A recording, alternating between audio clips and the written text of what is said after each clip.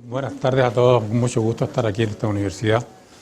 Ustedes vieron en el video que hemos tenido alguna experiencia docente desde hace mucho tiempo en la Universidad de Chile y en la Universidad de Concepción ahora, hace poco, y nos retiramos de ella por un problema de salud mía, que no de deseo, pero sí motivado por un problema vascular que tuve hace 3 años, que entonces me impidió continuar. Afortunadamente estoy vivo y puedo estar con ustedes. Pero no podía bajar y subir escala y todo el esfuerzo académico de las clases y todo lo demás. Esto hace tiempo, por eso que estoy muy contento de estar con ustedes, porque hace tiempo que no sentía esta vibración, llamémosla, de estar en presencia de algo que puede significar algo para alguien, como significó para mí, por ejemplo, muchas cosas. Son circunstancias, ustedes vieron ahí también en el video, las que lo llevan a uno a elegir un camino, a tomar una dirección, a plantearse de alguna manera. Y yo creo que todo este universo del crear, del hacer y de lo que significa a lo mejor el supuesto talento que tienen algunos que nos dedicamos a esto, está radicado fundamentalmente en lo que la eficacia de todo esto está radicado fundamentalmente en el trabajo, en la actividad, y para ustedes también. El hecho de realizar una obra significa, como la que ustedes vieron y como la que no han visto tampoco, que he realizado mucho acá en Concepción, significa trabajar. Alguien lo dijo, el trabajo, el resultado de una obra artística o de un trabajo, todo, cualquier trabajo, creo yo, significa un 10% de las condiciones que pueda tener una persona para facilidad para dibujar, para visualizar, en fin, de fijar imágenes en cuanto a la plástica. Pero en otras actividades, en retener, en reflexionar, en poder llevar adelante algo y con esfuerzo, lo dijo alguien, decía adelante, es un 10% de eso. El 90% es de sudor, de trabajo. Y el que esté, y en cualquier actividad, el que no piense así, creo que no va a obtener absolutamente nada. Es la única manera. Ahora, dentro de las actividades que uno realiza, es importante el concepto de que se va renovando todo permanentemente, nada es fijo. Todo significa un cambio. Y a pesar de eso, cada uno de nosotros obtiene una forma, obtiene algo que se adecúa a su pensamiento, a su manera de hacer, de sentir, y que se lo hace sin pensar en las críticas, sin pensar en ganar plata, sin ganar en tener un mercado, sin pensar en eso, se realiza personalmente, pero a través del trabajo. Si no, no resulta nada. Y eso lo van a aprender ustedes también en la medida en que trabajen como futuros arquitectos que son, supongo, y que visualicen su responsabilidad social, su responsabilidad en el mundo, de una manera efectiva. Creo que de otra manera no se puede ser. Yo creo que ustedes están aquí porque han sentido algo que les permite matricularse en una universidad de prestigio y a trabajar en arquitectura. A mí la arquitectura es algo que siempre me atrajo. Y ustedes vieron allí, en el fondo, un arquitecto y un escultor están preocupados de un mismo problema. la función del espacio que ustedes van a buscar es diferente a la que yo busco, pero la que he buscado. Pero se parece mucho en cuanto a las posibilidades de que en esa cultura que vieron ahí que está a los costados del río, es una de las moradas que yo menciono, tiene un espacio recorrible, pero es un espacio arbitrario, un espacio creado para que circule el espacio puro, la versión más singular de lo que significa la relación del volumen y del espacio. El espacio que ustedes tendrán que buscar y crear, ¿no? Es un espacio que tiene una limitante, entre comillas, porque no lo es, porque está al servicio del hombre, en el que es funcional, es donde el hombre vive, donde el hombre transita, donde el hombre le corresponde ser lo que es, en esencia, ¿no? ¿Qué es vivir? Es estar dentro de esos espacios que deben ser vividos. Y un arquitecto también tiene que sentirlo. Además, pero en las formas, el escultor y el arquitecto son preocupados de lo mismo, de un problema de creación de formas que son renovadas permanentemente. No es lo mismo un edificio o una escultura de este siglo, de este periodo, que una arquitectura o una escultura de hace apenas menos 50 años atrás, o del siglo pasado. Ustedes ven, o los que se hacían durante la Edad Media, o el Renacimiento, o en la antigua Grecia, o en el Egipto, ¿no? El hombre ha ido construyendo todo un mundo renovado, un mundo que cada día se hace a sí mismo, y lo hacemos nosotros mismos también, conscientes de esa dinámica que está al servicio de los que recibimos esa misión, llamémosla así entre comillas, de poder revelar esas realidades, esa que se sienten y que han ido apareciendo en el mundo de uno en la medida en que se va viviendo. Un día, siendo adolescente, recordé ahora un libro de un humanista alemán, tiene que haber sido, por supuesto, porque escribió un libro que se llama Conversaciones con Goethe. Y en ese libro, él narra que Goethe, conversando y así caminando como lo hacemos ahora, le había dicho y le aseguraba que lo importante en la vida de un creador, él era un escritor brillante, un arquitecto también, era como caminar.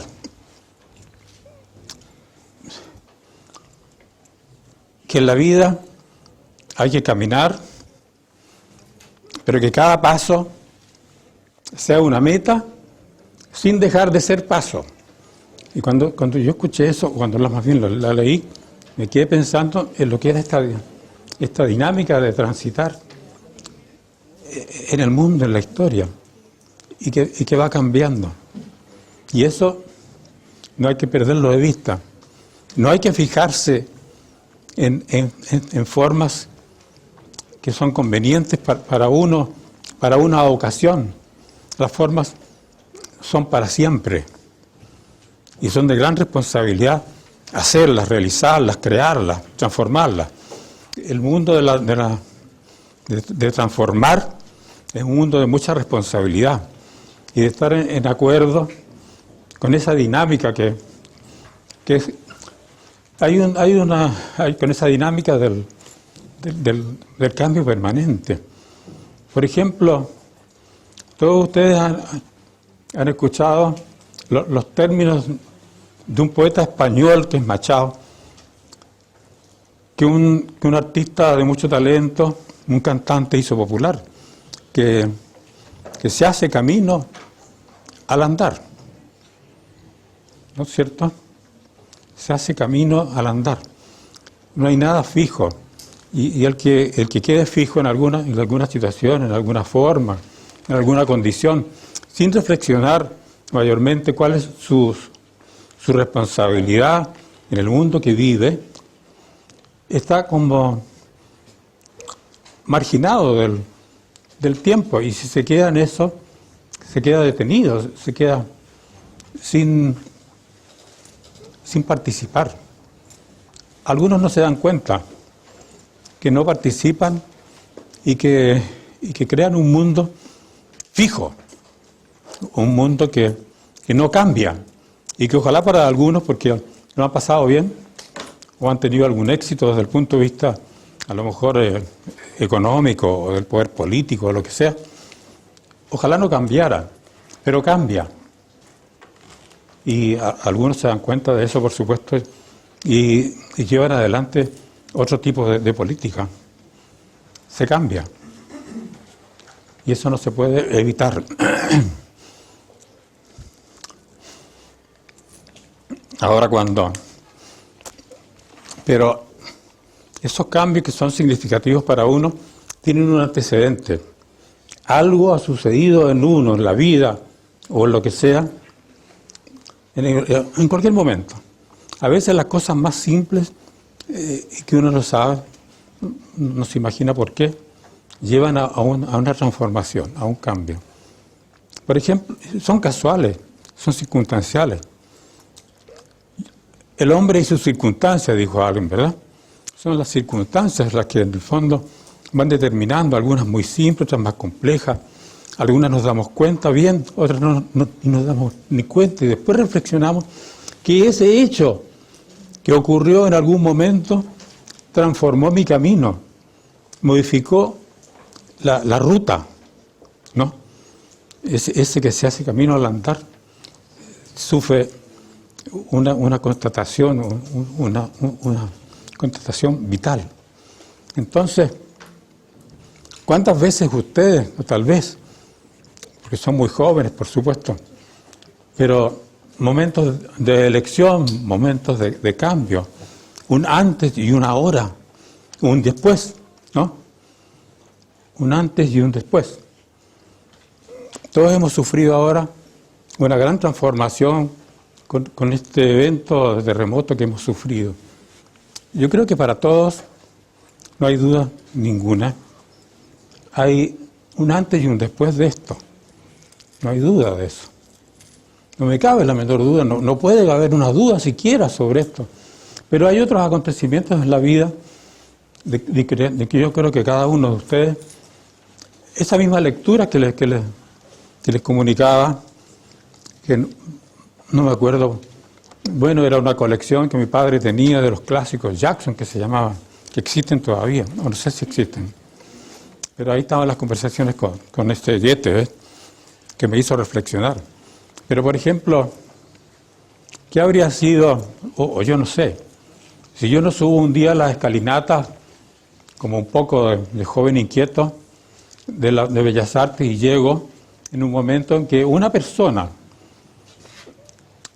da la oportunidad? No pensaba, porque yo llegué atrasado a ese examen, es ir a dar el examen de admisión. Y sin embargo, una persona hace que cambie mi ruta, mis direcciones, cuando me da una oportunidad para dar el examen al día siguiente. Después he reflexionado sobre eso, por cierto. Pero fue así. Fue así también como llegué a ese curso y tuve la gran suerte de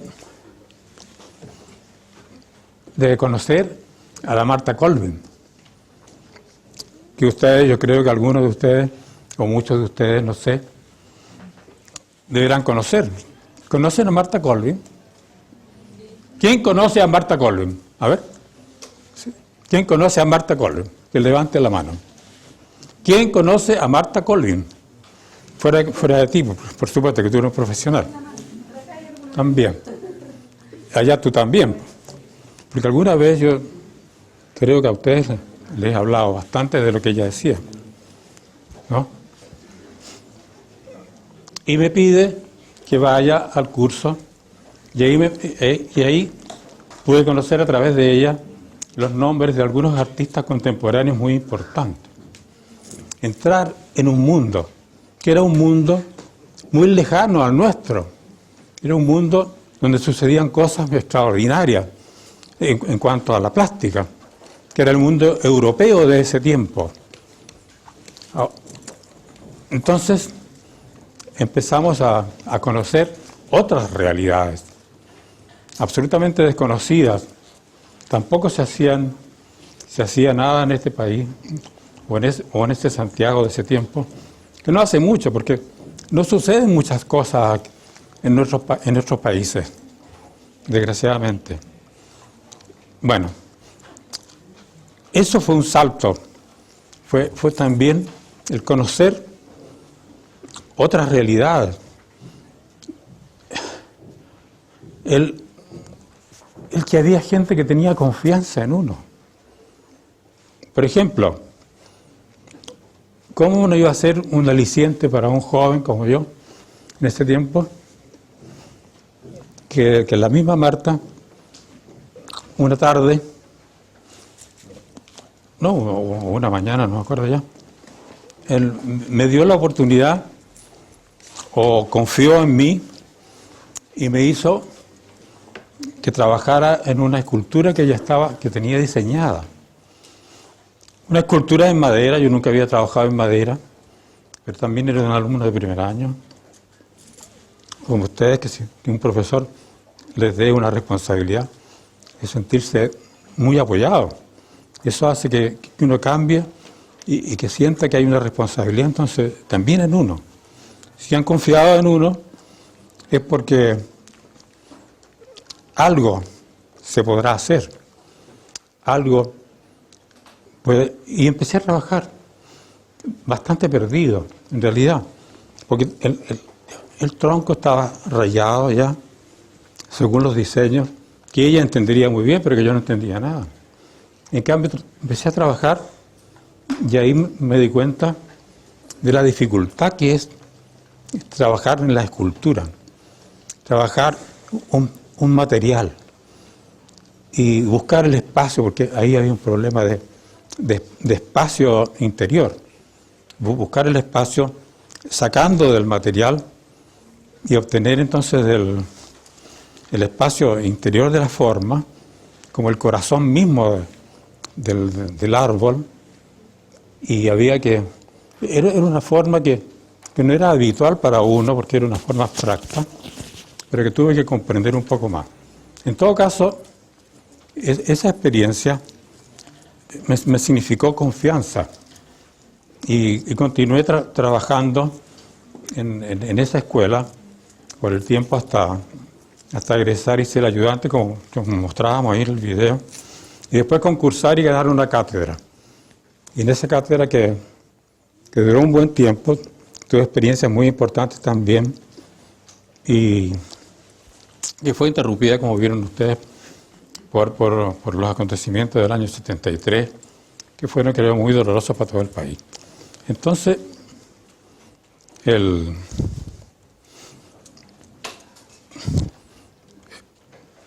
encuentro con Marta Colvin, fue muy importante en cuanto a ponernos en contacto con otros mundos, con otras realidades, en darnos confianza, en apoyarnos y en sentir algo que ella transmitía con mucha voluntad y que es muy importante, que si somos transformadores, somos creadores, arquitectos es lo mismo, también somos herederos, lo que decía antes, herederos de culturas, herederos de formas del presente y del pasado, pero somos herederos, porque lo que hoy día es válido, ya mañana no lo es, y tú has pasado. Si uno no atiende a eso, queda fuera. No significa nada. ¿Estamos en la hora? Estamos casi. Estamos casi. Bueno, pero en el fondo... Quiero agradecer expertos por su tiempo, estamos casi en la hora. Sí, estamos casi en la hora porque todavía tenemos que dar un espacio a que ustedes participen con alguna inquietud, algún comentario, y luego viene la evaluación. Así el tiempo pasa volando. Así que bueno, vamos a darle un fuerte aplauso a los expertos.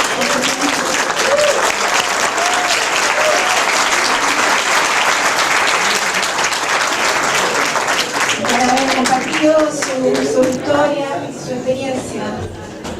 Así que bueno, entonces los invito, si tienen algún comentario, alguna pregunta que hacer, queda el espacio abierto.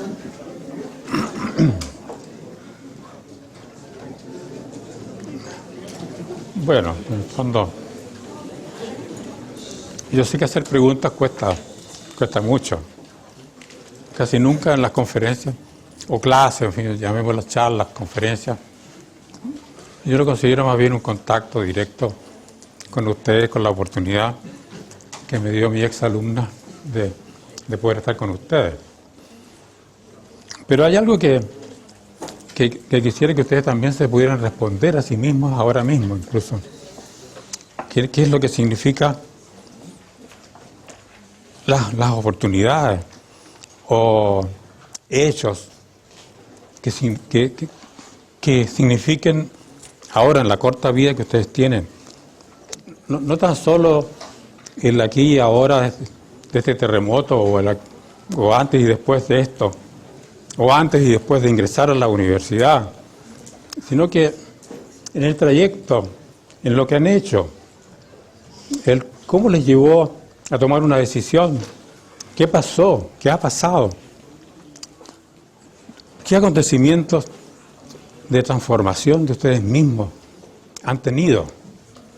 Y esa pregunta es la que es bueno contestársela.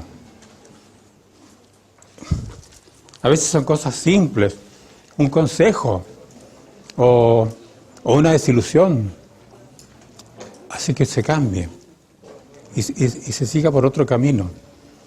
O he tomado el camino correcto para ser un arquitecto o para ser un escultor, como el caso mío. A mí las relaciones con los demás me fue dando la razón de haber tomado un camino que no lo había soñado ni pensado, pero que lo había tal vez deseado, pero no ejecutado. Pero después hubo cambio. Y ustedes también tendrán que tener algo en el corto momento que viven. Por eso mi pregunta iba a ser esta: ¿cuántas situaciones que sean importantes le han permitido decir antes y después soy otro? ¿O ha habido eso o no lo ha habido? Si hay cosas simples. Por ejemplo, un colega tan simple como esto, un colega escultor también preocupado de la reflexión, porque eso es lo que hay que tener siempre permanente y no olvidar, una reflexión, de estar como vivo, de estar permanentemente atento, porque las cosas están ahí, como decía yo ahí afuera, las cosas están. La cosa es tener la predisposición o estar atento a que no se escapen, a que no ocurra, que no signifique nada, que pasar indiferente, sin saber qué es lo que ha pasado. Por ejemplo, le decía yo, un colega, mis formas que yo trabajaba en un tiempo eran muy sólidas, eran macizas. Yo trabajaba, y trabajé siempre, por razones muy personales nomás, la terracota, o sea, la arcilla. Y trabajaba la arcilla con las técnicas con las que hace un alfarero, que crea una pared y encierra un espacio, ¿verdad? Ahora ese espacio, que un arquitecto lo hace habitable, yo no lo había tomado en cuenta. Y me dice, estas formas son sólidas, son bloques. El colega. Y me dice, ¿y por qué estas que son bloques o aparentan ser sólidas? Y no lo son en verdad. son solamente aparentemente sólidas, porque aparentemente son un bloque y por dentro son huecas. ¿Por qué no evidencias ese hueco que está adentro, lo que está adentro, que yo no había pensado? Y de repente me cayó eso como una insinuación muy válida y que cambió en el fondo todo el camino que yo tenía orientado hasta ahora para mi escultura, que eran los bloques de formas antiguas. El motivo de la enseñanza de la Martha Colvin me llevaba a eso también. De tener una pregunta. Yo tengo una pregunta. Bueno, le quería preguntar, bueno, igual agradecer que haya venido para conocerlo. Con gusto a mí conocerlo. Gracias. A todos los compañeros. Y una pregunta por la obra que está ahí ¿En la costanera? ¿Sí? Sí. Bueno, no tenía idea que usted la había hecho primero que nada. No le y felicitarlo, sí. Y sabe que ahora cuando usted mostró el video... Ahora creo que no está tan rayada. Ya, Creo que la han pintado un poco. No la he ido a ver hace tiempo. La pregunta es, usted cuando hizo esa escultura, un gran habló usted que relacionó el arte que usted hacía con la arquitectura, porque justamente esa escultura era como habitable, ¿sí? Se podía escalar y subir. Y igualmente participaba muy bien con el espacio y el entorno que estaba ahí, porque perfectamente puede ser un mirador. Pretendía que fuera un mirador. Claro. Y sigue siéndolo. Sí. Entonces, mi pregunta, esa era una, y la otra, ¿hay más de esa característica en Concepción que usted haya No. hecho o en alguna parte de Chile? No. Ese fue un concurso que organizó el Ministerio de Obras Públicas en ocasión del puente Yacolén. Y ahí entonces quisieron hacer esa costanera, llamémosla así. Y hablaba mucho, por supuesto, de lo que significaba aquello que se hacía nuevo y la conexión de un sector de la ciudad con otro. Y había una serie de cosas así valóricas, en que también pensé que era bueno tener una escultura que tuviera esas características. Y como yo ya estaba haciendo, ya había hecho esas moradas, cuando regresé acá al país, ya había hecho esas moradas y las había mostrado incluso, entonces decidí tomar una de esas, aunque ya no las hacía, porque estaba haciendo una figuración nueva, diferente, pero era un cambio. En cambio, las moradas me parecieron que eran oportunas, nunca habían perdido su condición de comunicar a través del espacio. Y eso es lo que pretendía ahí, y yo creo que de alguna manera está logrado. Porque la gente yo la he visto ahora con mucha satisfacción.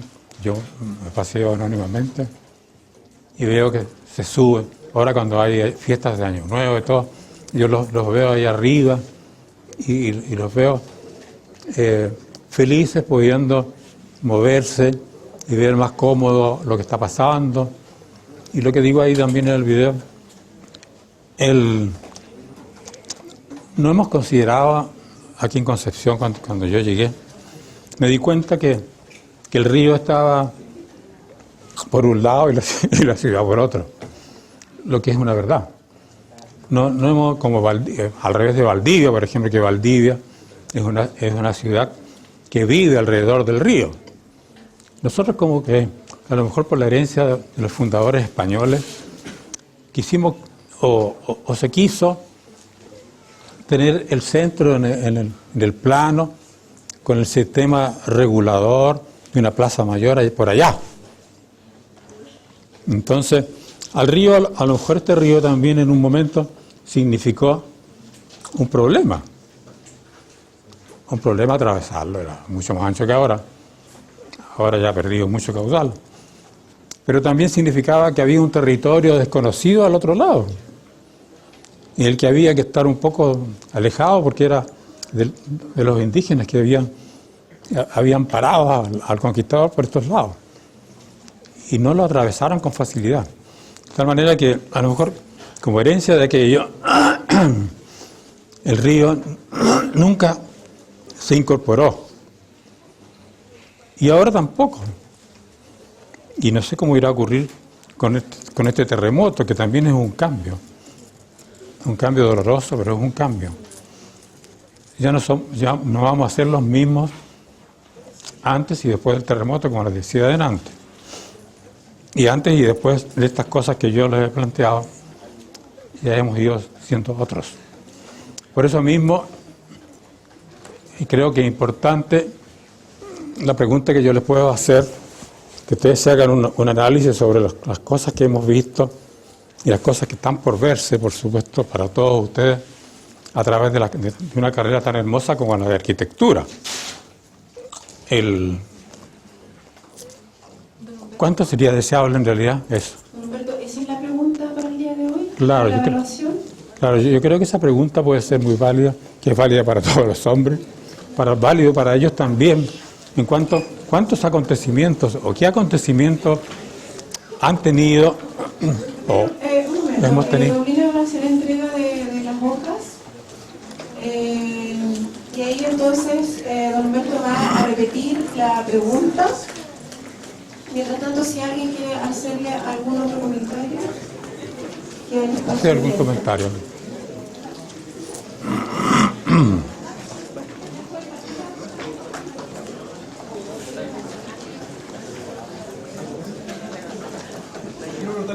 En cuanto al proceso creativo previo a la escultura, ¿existe mucho estudio, mucho croquis? Sí. Por favor, guarden Sí. silencio, porque seguimos con el ciclo de preguntas, por favor. Silencio. Silencio, por favor. ¿Tú eres alumno de arquitectura, claro, pero ¿de qué año? Segundo año. Silencio. Sí, te vas a dar cuenta después también. El compañero me pregunta si para hacer un trabajo se necesita tener algunos antecedentes o realizar algunos dibujos o ensayos previos, ¿verdad? Claro que sí. Yo creo que es la manera de ir acercándose a una posible idea de solución del problema, porque el problema lo tiene uno, pero las cosas nunca se presentan muy claras. Habría que ser, no sé, mandrake para poder hacerlo. Es imposible. Yo creo que lo que hay que hacer se busca a través de una serie de elementos o de formas de apoyo, en el que uno, en el caso mío, me ha resultado muy eficaz o muy directo, con cierta facilidad para modelar. También en pequeño, hacer maquetas. Yo he hecho muchas maquetas chiquititas, a veces hasta de este tamaño nomás. Claro, por eso preguntaba, porque manejara tan libre y tan suelta la forma de... Bueno, a través del tiempo me di cuenta que tenía esas facilidades.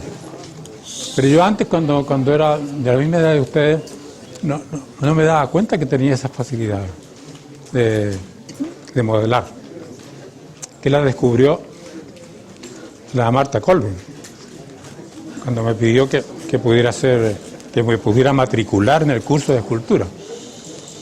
Si ella no llega o no me dice eso, yo no sé qué camino habría tomado. Sí, son muy importantes esas cosas, muy importantes. Bueno, ahora parece que sí, tenemos dos hojitas, así que don Humberto va... Entonces no alcanzaron las hojas y van a tener que sacar una hoja de su cuaderno. Saquen la hojita. No se olviden de colocar su nombre, que a veces nos pasa que llegan... Número de teléfono. Bueno, entonces don Humberto va a repetir la pregunta.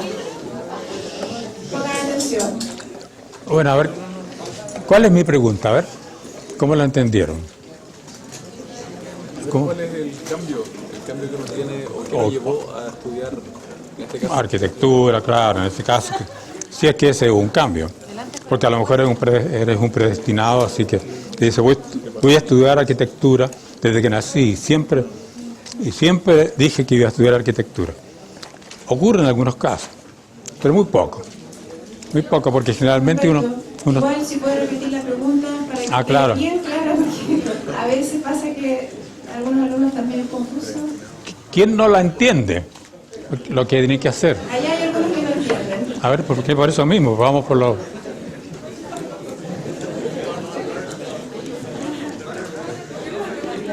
¿Ah?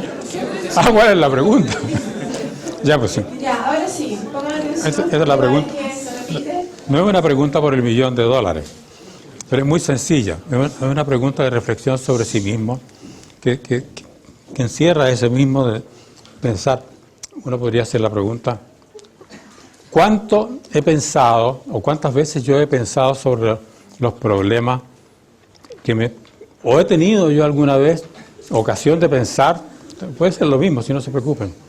Si la pregunta puede ser hecha de muchas maneras. En que en mi vida, en esta vida mía de estudiante, porque no ha sido más que de estudiante, de joven, he tenido yo las posibilidades de cambiar algún acontecimiento que me permita decir un antes y un después. ¿Ha ocurrido en mí eso alguna vez? A ver, si no tiene que escribir la pregunta. O sea, la idea es que se entienda. A nosotros nos basta con la bolina que escriban la respuesta. La pregunta yo creo que está bien clara a esta altura, que se ha repetido tantas veces. Es decir, ¿ha habido algún hito en la vida de ustedes, como por ejemplo puede haber sido este terremoto, que les ha implicado un cambio trascendental en la vida, que implica un antes y un después? Tanto en su vida, sobre todo yo creo que enfocado quizás al ámbito profesional o arquitectónico, como contaba don Humberto, que fue así para él, varios hitos en su vida, ¿no es cierto? Como ese examen que pudo dar el otro día, como el hecho de conocer a la Marta Corbin y ser su alumno de IBATE, etcétera, etcétera. O sea, cada uno de nosotros ha tenido ciertos hitos en nuestra vida que han hecho la diferencia, y el hecho de que sigamos un camino, o a lo mejor el hecho de que ustedes estén aquí como alumnos de arquitectura, o algo que pasó, que finalmente se decidieron por tomar este camino y no otro, que están sentados aquí hoy día con nosotros. A eso se refiere. Es en el fondo. Y tomar ese camino y no otro. ¿Hay alguien que todavía tiene dudas? ¿No se entiende todavía? ¿Por allá? A ver. ¿Ah? Ya. Es que yo estoy un poco repitiendo un poco la idea de lo que él dice. O sea, si en tu vida ha habido algún hecho, algún hito que ha hecho que haya un cambio importante, trascendental, que te ha hecho seguir un camino a lo mejor impensado, o el hecho de que tú estés sentado hoy día con nosotros estudiando arquitectura, o sea, explicar, contar un poco que qué fue para ti, o qué ha significado para ti, o ha hecho que haya ese cambio, esa transformación. Puede ser, no sé, cualquier cosa, puede ser de una cosa simple, hasta como decíamos en una pregunta complicada para todo el mundo. Cambie de dirección totalmente, y hay una diferencia entre el antes y en el fondo, después. como para hacer conciencia de uno mismo, y que todo lo que pasa no es gratuito. No es gratuito, algo pasa, ¿no? Sí, como para moverlos a ellos, ¿no? Claro. Entonces, si nos puede contar un poco de la forma como antropomorfa que usted ha llegado, esas formas que son que tienen que ver con los precolombino, pero que también tienen que ver, uno lo puede relacionar con los negros. Hazme la pregunta. Hazme la pregunta. Ya, una pregunta para Humberto, si nos puede contar un poco de las formas que son muy iconográficas en su trabajo. Eso quiere decir que son formas muy características. Nosotros vemos el trabajo de Humberto Soto y reconocemos ciertas piezas, ¿no es cierto?, en arcilla, que son características dentro de su trabajo a nivel formal. Y en el contenido de esas piezas tienen que ver siempre con un tema precolombino, ¿no es cierto?, o con temas que tienen que ver con algo que es bastante universal y que lo podemos encontrar casi siempre en formas precolombinas, inclusive olmecas, pero también lo podemos encontrar en formas orientales de ciertas dinastías chinas, etc. Y tiene que ver con formas entonces que resumen como un prototipo, podríamos decir, de mezcla entre hombre y animal, ¿no es cierto? Entonces, algunos de ellos, sí. Claro, algunos de ellos. ¿Cómo es esa búsqueda formal y de contenido que hay ahí? Sí, eso ha ocurrido también muy lentamente, y las circunstancias que uno ha vivido. Si yo estaba, por ejemplo, haciendo moradas, aquí cuando estaba en este país, después cuando me cambié de casa, tuve que, más bien, la ausencia de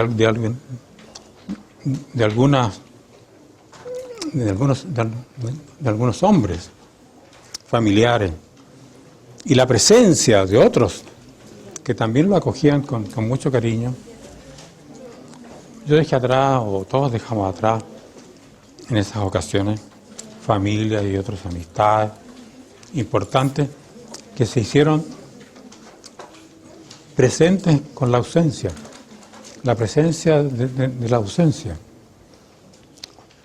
Y eso es muy fuerte. Entonces, también sentí que esas moradas, esos espacios interiores, podían tener moradores, habitantes de. Y ya con Marta habíamos obtenido una conciencia de hablar desde territorios de acá de América, que era una revelación. Era el hablar de esas culturas antiguas que nos pertenecían, que para ella fueron una revelación. Por ejemplo, su encuentro con Henry Moore, el escultor inglés, fue muy significativo para ella y también para nosotros, que ella nos transmitió a nosotros en esa cadena de transmisión que ella creía, y que yo creo también, porque lo que decimos pretendemos que no sea escuchado en el aire. Y ella misma vio que una anécdota que ella nos contó, por ejemplo, que fue muy reveladora y que le hizo cambiar, absolutamente, y nos hizo cambiar a nosotros también. En el fondo, el mismo Henry Moore le dijo, ustedes vienen acá a Europa a buscar algunos acontecimientos nuevos o a buscar formas nuevas. Y ustedes tienen, en su historia, tienen antecedentes más que suficientes para expresar lo que deben expresar. No deben venir a buscar nada acá, le dijo Moore a la Martha Collins. Ustedes lo tienen todo. Y cuando ella venía una vez de un viaje a Europa, el avión que la traía, un avión chico, tuvo un accidente en La Pampa. Y ella cuenta que por primera vez ella pasó una noche en esa soledad de La Pampa, de Atacama, del desierto de Atacama. Nunca había tenido esa vivencia, nunca había sentido ese territorio, esa montaña en esa noche. Creo que había una luna muy hermosa que le permitía vivenciar todo aquello. Y en ese momento, y nos transmitió aquello a nosotros, ella dice, juré ser artista de acá. Venía llegando de Europa. Ser artista que habla desde América, que habla desde aquí. Y nosotros grabamos eso, por lo menos en mi disco duro, quedó grabado.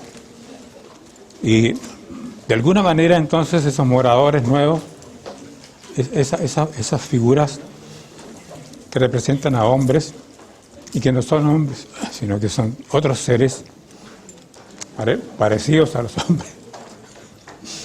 Bueno, desde esa vez hemos seguido con esos problemas y tratando de representar o hablar desde aquí,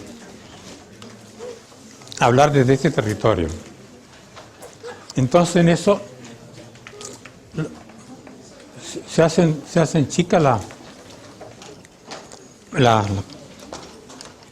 son pequeñas desde esa perspectiva las relaciones particulares, las relaciones de país, los límites entre un país y otro, como que no tiene mucha importancia.